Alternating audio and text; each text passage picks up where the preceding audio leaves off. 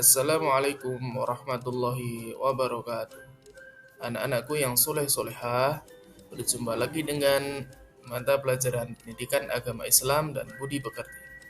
Pada kesempatan kali ini, kita akan belajar bersama-sama tentang mengaji dan mengkaji Quran Surah Al-Hujurat ayat ke-13.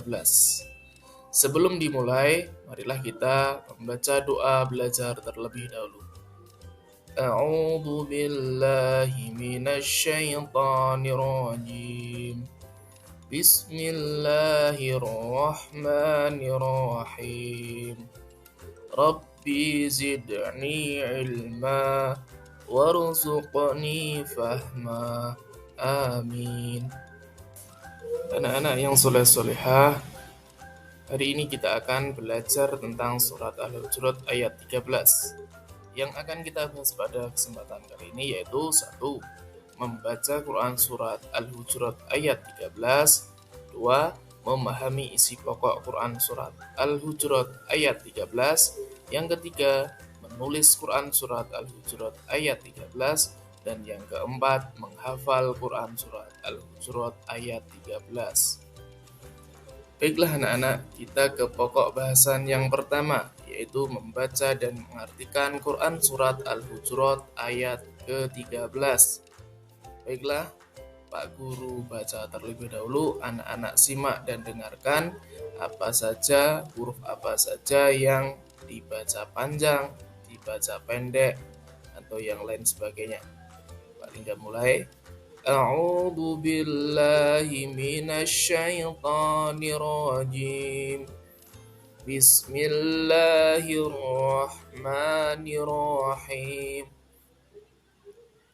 يا أيها الناس إنا خلقناكم من ذكر وأنثى وجعلناكم شعوبا وقبائل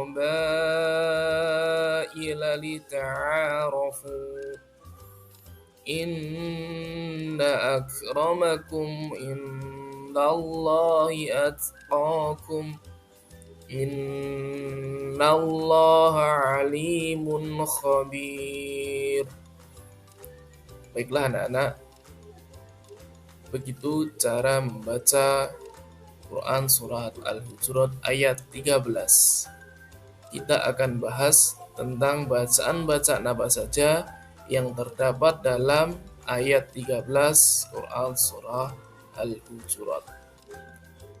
Baiklah anak-anak, kita akan membahas hukum tajwidnya. Di sini kita akan bahas tentang mad, kemudian gunnah, dan juga qalqalah. Di kata ya ayyuhan nasu, ini ada matnya. Ya ayyuhan nasu, nasu itu namanya mat. Kemudian ada juga idza itu juga mat tabi'i karena ada huruf alif yang sebelumnya ada harokat fathah, ya. Kemudian khalaqnakum, khalaqo itu namanya qalqalah. Qalqalah kalau di dalam ayat itu atau di tengah ayat itu namanya qalqalah sughra atau qalqalah kecil, ya. Untuk contoh gunahnya di akhir ayatnya, innallaha alimun khabir. Inna, nah, ini namanya gunnah atau mendengung dua harokat ditahan bacanya. Inna, nah, begitu. Setelah kita membahas tajwidnya, kita akan bahas arti perkatanya. Di sini anak-anak bisa lihat arti perkata dari surat Al-Hujurat ayat 13. Contohnya, ya ayyuhan nasu, artinya wahai manusia. Inna khalaqnakum, sungguh kami telah menciptakan kamu. min dzakari, dari seorang laki-laki, wa untha, dan seorang perempuan. Nanti bisa dibaca sendiri sampai akhir, sampai alimun khabir, maha mengetahui, maha teliti.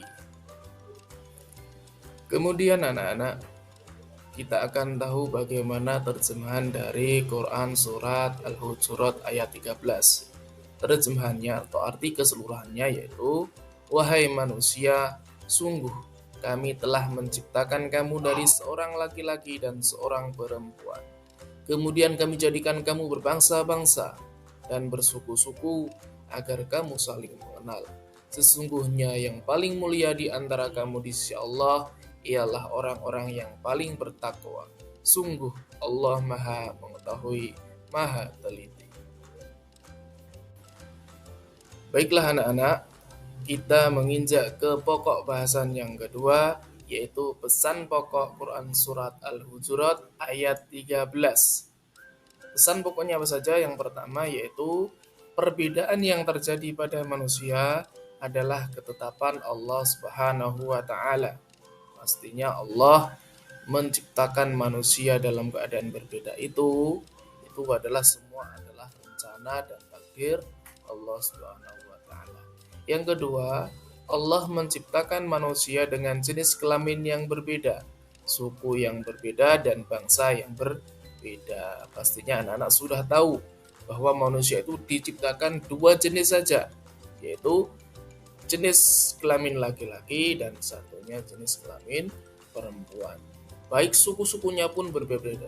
Di Indonesia pun, suku bangsa di Indonesia pun berbeda-beda. Bangsa satu dunia ini itu pun berbeda-beda. Ada Indonesia, ada Malaysia, dan lain sebagainya. Kemudian yang ketiga, Allah ciptakan dalam keadaan berbeda-beda untuk saling kenal mengenal. Nah ini fungsinya kita berbeda, mungkin dalam satu kelas pun berbeda, itu supaya kita saling kenal mengenal ya. Allah tidak akan membedakan. Ini yang keempat, manusia yang paling mulia di sisi Allah adalah orang yang paling bertakwa. Walaupun kita berbeda-beda, ada yang kulitnya hitam, ada yang kulitnya kuning atau putih, ada yang rambutnya lurus, keriting, tinggi, pendek, itu semuanya disamaratakan oleh Allah di hadapan Allah. Kecuali satu, orang yang paling bertakwa, itu orang yang paling mulia di hadapan Allah Subhanahu wa taala. Kemudian menulis Al-Hujurat ayat 13. Baiklah, di sini dijelaskan ya bagaimana cara menulis huruf Al-Qur'an. Yang pertama, itu dimulai dari kanan ke kiri. Jadi ya ayuhan nasu, dari sebelah kanan terlebih dahulu. Yang kedua, memperhatikan penulisan hurufnya, sebab ada huruf yang ditulis di atas, di tengah, dan di bawah garis. Itu bisa dilihat ya.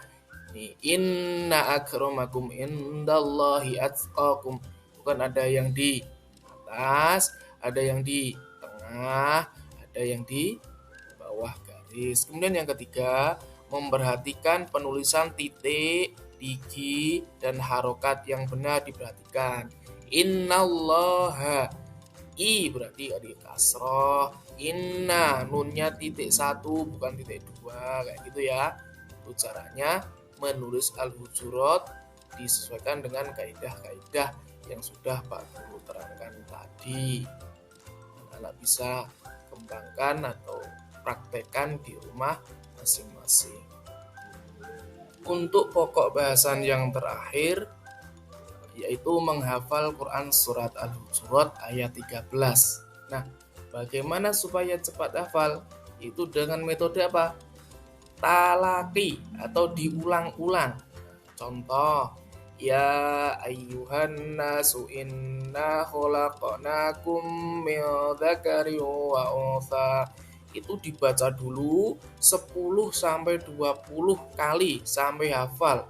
Kalau bisa sampai 30 40 pun yang penting hafal. Diulang-ulang terus sampai ayat yang sampai kalimat yang terakhir, yaitu Innallaha alimun khabir. Diulang-ulang sampai hafal. Insyaallah anak-anak bisa melakukannya di rumah. Mungkin cukup itu saja yang bisa Pak Guru sampaikan.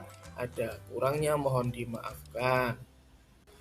Demikian anak-anak, semoga menjadi manfaat bagi kita semuanya. Jangan lupa selalu beribadah kepada Allah, jaga kesehatan, dan selalu belajar untuk meningkatkan wawasan kita.